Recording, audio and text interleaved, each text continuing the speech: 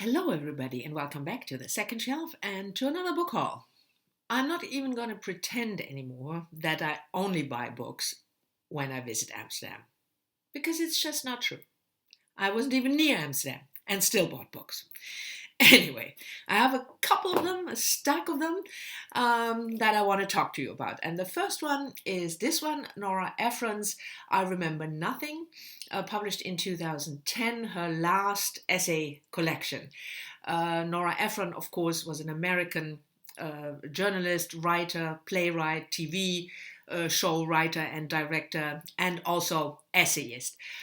She's probably, for those of you who haven't read her essays, probably most well known for her romantic comedies, excuse me, like Sleepless in Seattle, and You've Got Mail, and Harry Met Sally, all those romantic classics that we probably all rewatched last week when it was Valentine's Day.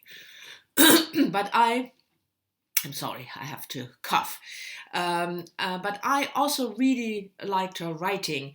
I read There's Something Wrong with My Neck, about being a woman, her first collection. And this one was published 2 years before she died. She sadly died 2012.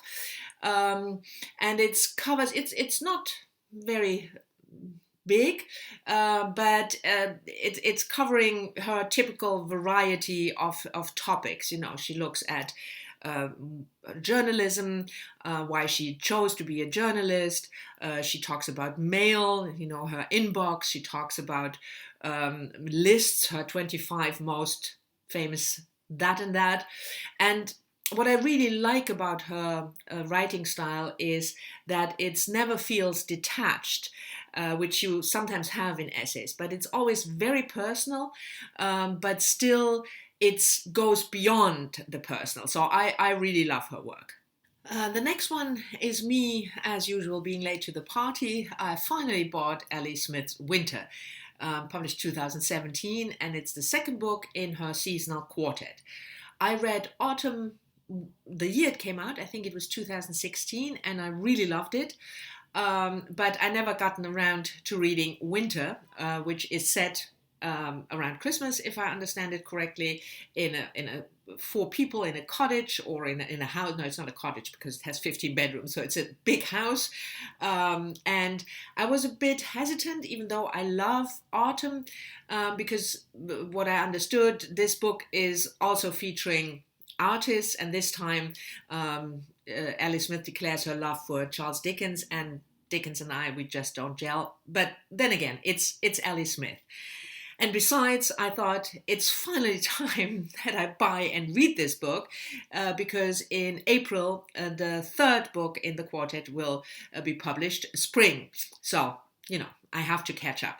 Anyway, so Ellie Smith, Winter. And then the third one is a book that I've already read, but I liked it so much that I bought my own copy, and that is Kate Bollock's memoir, Spinster.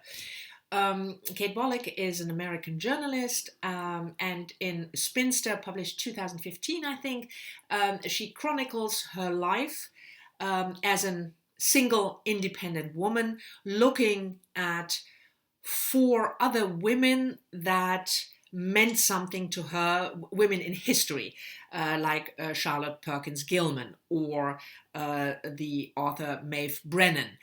I read this 2 years ago or something. I raved about it on BookTube. If you're following me for any length of time, you might remember, because I always like books about books and writers in combination with a memoir.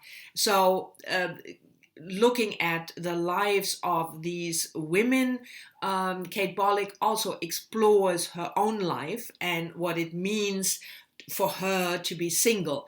The book opens when she's in her mid-20s, and she has a relationship, and she's not happy, and she breaks up, and she talks about the trajectory that for her seems the quote-unquote normal trajectory for women, even in the 21st century, that you grow up, you go to school, and then you marry, and that is your entry, as it were, into adulthood. And she always she writes, she always had a problem with that trajectory that adulthood equals, for a woman at least, it equals marriage. She talks about the fact that she always hated it when in her favorite books as a child or as a young girl, at the end the hero or the heroine, to be more precise, the heroine would marry, and that would be the happy end, and then the book stops because then the girl becomes an adult. So I thought the theme was interesting. She took the word spinster, which now is derogatory. We only use it for your typical, unmarried old woman who has lots of cats. And she explains to us that the word comes from in the old days, when women, unmarried women who had to work for a living, would spin, and so they would be called spinsters, like butcher or baker. And later on, it became a synonym for unmarried women, and it became negative because Kate Bollick claims women are supposed to marry. Anyway, I'm going to reread this as well because I loved it so much. I'm not sure when, but if you're interested in a very different kind of memoir with the theme of independence and also looking at other women in history, then I can certainly recommend this book. The next book I bought is also repeating the theme of me being late to the party, and I bought Daphne du Maurier's Hungry Hill, first published in 1943. Daphne du Maurier probably doesn't need an introduction. She's most famous, of course, for Rebecca, her book about, the ex-wife of our main protagonist, made into a movie, the Gothic tale. And I'm participating in a reading group run by Ange over at Beyond the Pages, who has also a lovely booktube channel. You probably don't need me to remind you of that, but if you happen not to know Ange, I'll leave a link to her channel down below.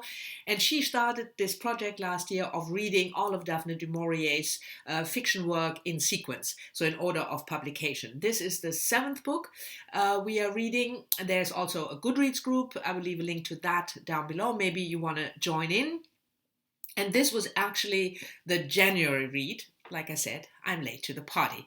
It's quite a sweeping book, set between 1820 and 1920, and it's about the fight or the feud, or however you want to call it, between two families.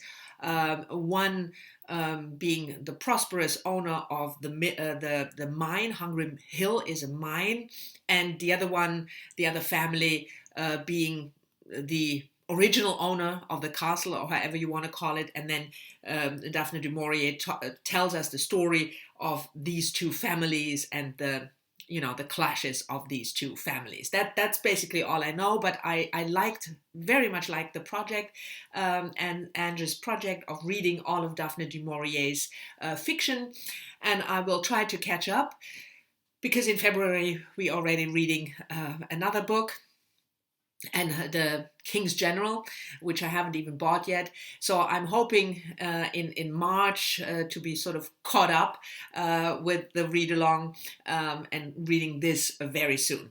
And even though, like I said, I didn't go to Amsterdam to my favorite English bookstores there, but I did go to Holland. I traveled to Maastricht, which is a town in the south of Holland, close to the German border, because I had a work appointment there at the university, and there is this fantastic bookstore there. I mean, I think it's one of the most beautiful in Holland. It's in a former, I will leave a picture here, which I took.